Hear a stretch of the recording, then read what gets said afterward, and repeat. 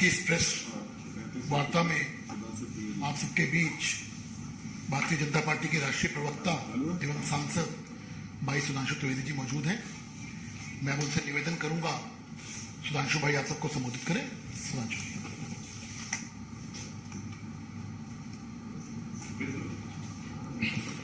मित्रों, आप सभी ने कई बार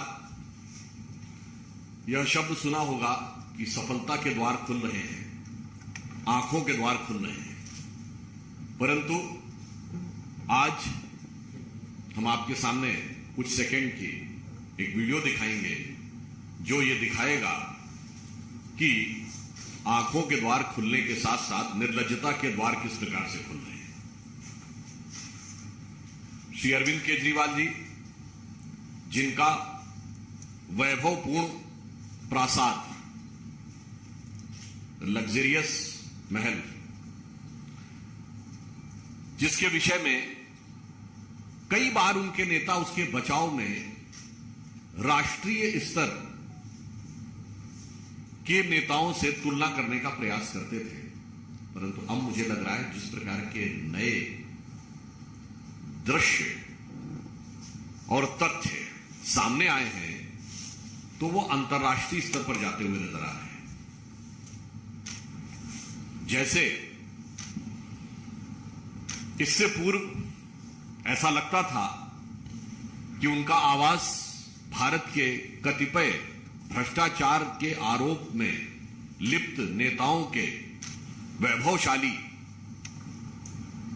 मकानों के समकक्ष है, परंतु अब मुझे लगता है, याद है उन्होंने दो बड़ी इंटरनेशनल न्यूज़पेपर्स में कुछ छपवा के अपने को दिखाया था ना कि वो कितने बड़े इंटरनेशनल फिगर हैं, पर अब तो कुछ ऐसा लगता है कि अगर आप लोगों ने देखा होगा तो सद्दाम हुसैन के मकान में जिस ढंग की चीजें दिखाई पड़ती थी, चर्चा में आती थी, या किम जोंग उन के मकान में जिस ढंग की चीजों की चर्चाएं आती थी, अब तो उसके समकक्ष आती दिखाई पड़ रही है।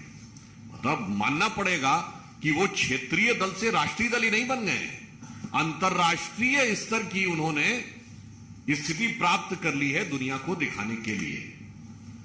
और इसलिए मैं अनुरोध करूंगा हरीश जी से कि पहले आप लोगों को कुछ सेकंड का एक वीडियो दिखा दें, उसके बाद हम अपना आगे का वक्तव्य आपके समक्ष रखें।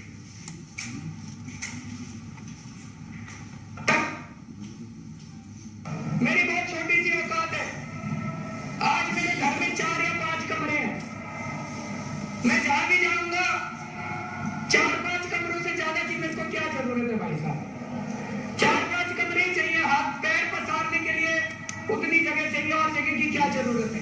ऐसे मेरे कई चाहने वाले, मेरे दोस्त और मेरे हमारे जो पार्टी के सपोर्टर्स हैं, उन लोगों के मेरे पास फोन आए, उन लोगों के और जो जनता के फोन आए, उनके मैसेजेस आए, और उन्हें लगा कि मुझे ऐसे घर में नहीं जाना चाहिए, तो मैं ये दोनों घर छोड़ रहा हूँ और मैं सरकार को बोलूंगा कि वो मेरे लिए कोई और इससे भी छोटे घर ढूंढने की कोशिश करें। तो वो कहते हैं ना, सीजर्स वाइफ, तो वही वाली बात है, हमें तो उसके लिए तैयार होना पड़ेगा। We have to be prepared for the scrutiny. कोई लाल बत्ती की गाड़ी नहीं होनी चाहिए उसके पास, कोई बड़ा बंगला नहीं होना चाहिए उसके पास, वो एक कमरे के फ्लैट में रहे आम आदमी की तरह, कोई सिक्योरिटी नहीं होनी चाहिए।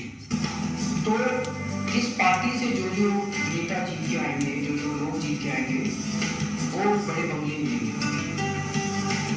आप लोगों के इलाके से कोई आदमी जीता, वो आप लोगों के बीच में रहेगा, अपने मकान में रहता रहेगा, जहाँ रहेगा तो वहीं रहेगा, उसको बड़ा बंगला नहीं रहेगा, आप ही की तरह जिएगा, उसकी कोई सिक्योरिटी नहीं होगी, कोई सिक्योरिटी नहीं लेगा इस पार्टी का, आप ही की तरह जीता रहेगा, आप ही के बीच में से एक आदमी निकल के एमएलए बनेगा या एमपी बनेगा, आप ही जाओगे।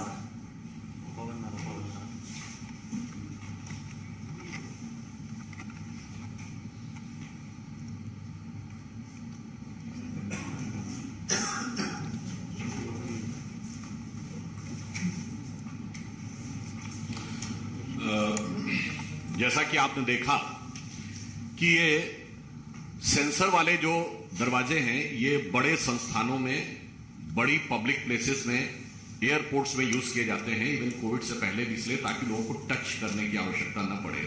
परंतु आपने देखा यहां तो बहुत बेहतरीन तरीके, इसका आप गहरा राजनीतिक अर्थ समझिए कि किसी चीज को टच नहीं करते, फाइल को टच नहीं करते, सब रिमोट से चलाते हैं। कहीं सत्येंद्र जैन जी बोले से करवा देंगे, कहीं सिसोदिया जी से, और तो और पार्टी को भी टच नहीं करते। साहिब आलम के आने के साथ ही पार्टी को एक्शन में आ जाना चाहिए, उसमें भी रिमोट से कोई चीज खुद नहीं साइन करेंगे।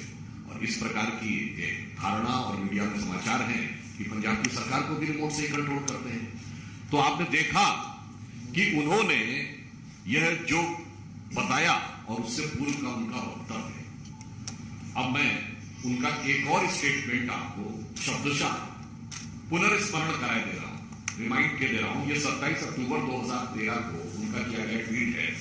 कोट, दिल्ली की मुख्यमंत्री शीला दीक्षित जी के घर में 10 एसी लगे हुए हैं। मैंने सुना है कि उनके बाथरूम में भी एसी लगा है। कौन भरता है उनकी एसी का बिल? मैं और आप भरते हैं? आगे गौर फरमाइएगा। मेरा तो कलेजा कांप उठता है यह सोचकर कि जब दिल्ली की 40% जनता झुग्गियों में रहती है तब कोई मुख्यमंत्री कैसे आलीशान घर में रह सकता है। अनकोट। शायद ऐसे ही लोगों के लिए वह में लिखी गई है कि विद्युत की इस चकाचौंध में देख दीप की लौ रोती है, अरे हृदय को थाम महल के लिए झोपड़ी बली होती है। और आपने देखा कि मुफ्त की चीजें दिखाकर खुद क्या हासिल किया है।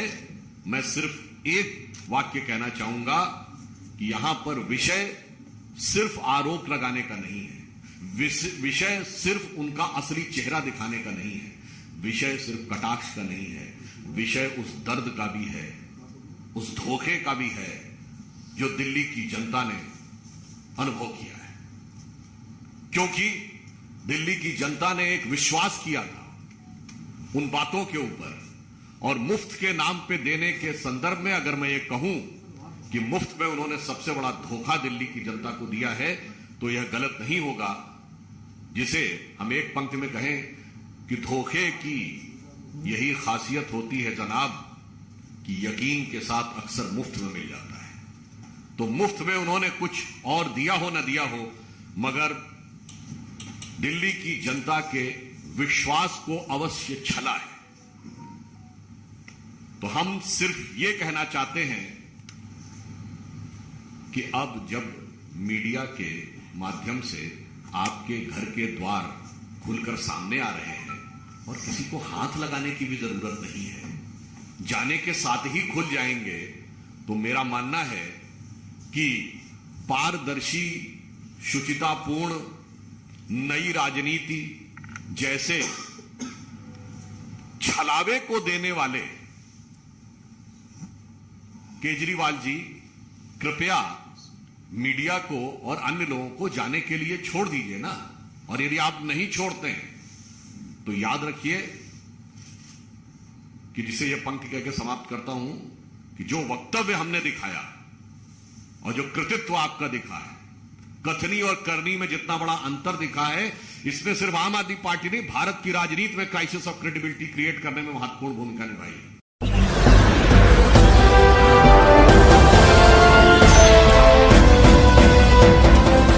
आप देख रहे हैं लाइव न्यूज 99, राष्ट्र सबसे पहले।